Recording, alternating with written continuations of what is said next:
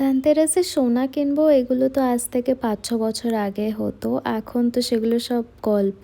এখন ওটা ভাবাও পাপ। তো যাই হোক, আমরা চলে গেলাম জিভাতে। ভাবলাম সিলভারের কিছু কিনে নিই। And I got this beautiful bracelet. এটা একটা ফিশ প্যাটার্নের। আর আমার কাছে ফিশ পেট আছে, তাই জন্য আমার এটা ভীষণ কিউট লাগলো। তারপর একটু হোম সেন্টার গেলাম, কারণ তারপরের দিনে দিওয়ালি ছিল, তো কিছু জিনিস কেনাকাটি করার ছিল। And then we went to Rajdhani thali to have dinner. সেদিন স্যাটারডে ছিল আর ভূত চতুর্দশী ছিল, তাই ভাবলাম ভেজ খাই। ইউজুয়ালি আমরা বাইরে গেলে একদমই ভেজ খাই না, কিন্তু এখানের থালিটা জাস্ট টু গুড ছিল। এত অপশনস অ্যান্ড পুরোটা আনলিমিটেড। আমরা খুব এনজয় করলাম ভেজ খাওয়াটা অনেক দিন পর। যাই হোক, তারপর বাইরে এলাম শপিং মলের একটু লাইটিং দেখতে, কারণ এখানে ভীষণ সুন্দর লাইটিং করে। এটা ফিনিক্স মল অফ এশিয়ায় এসছি আমরা।